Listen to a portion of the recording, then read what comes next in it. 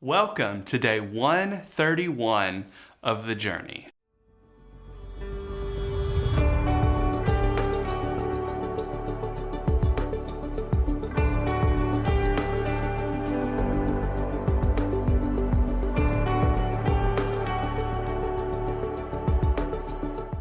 Hey CFA family, I hope you're all looking forward to a great weekend and will join us this Sunday for service as we worship God together as a family.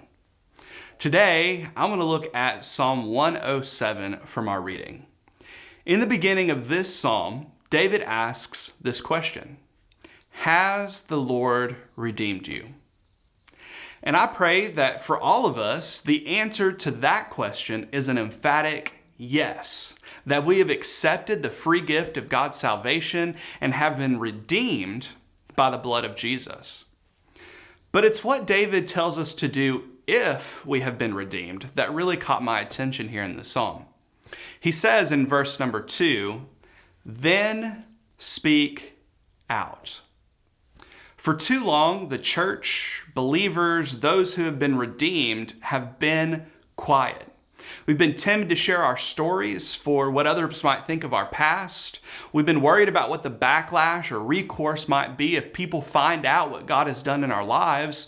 Or we've simply been complacent and self-centered, thinking that our life, our soul, our eternity is all we should be concerned with.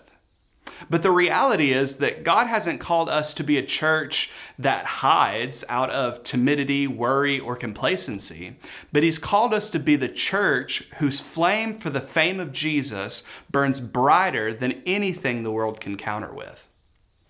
David then goes on in the psalm to highlight a few different groups of people: those who are lost, who are in darkness, who rebel, and those who ran. But in the end, David repeats that they cried to the Lord for help, and He saved them. Here's my challenge to all of us today.